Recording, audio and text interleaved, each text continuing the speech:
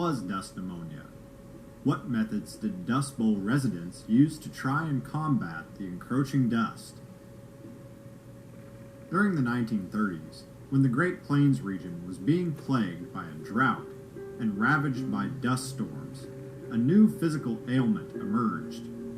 It was known as dust pneumonia, and it was caused by breathing in dust from the air. Dirt would fill the lungs and cause coughing, tightness of the chest, labored breathing, and shortness of breath. Children and the elderly were affected the most, with deaths being common.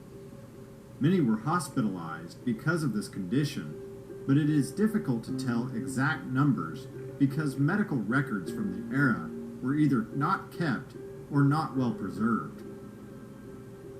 Those who lived in the Dust Bowl tried many different methods to combat the dust and keep themselves healthy. Parents would have their children sleep with sheets over their beds, like tents, to reduce the amount of dust they inhaled during their sleep. Dust masks and wet cloths over the mouth were other methods that some used to try and prevent dust inhalation.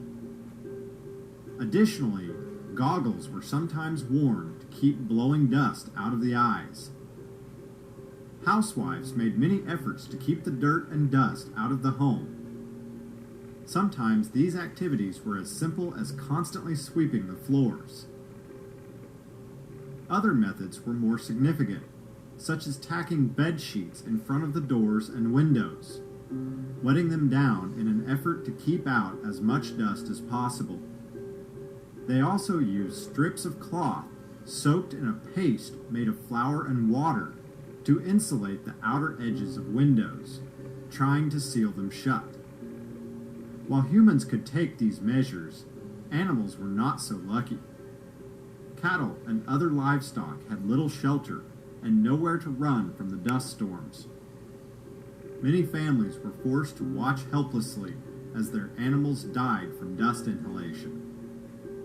No livestock meant no meat, eggs, milk, or other dairy products, which only added more hardship to their lives.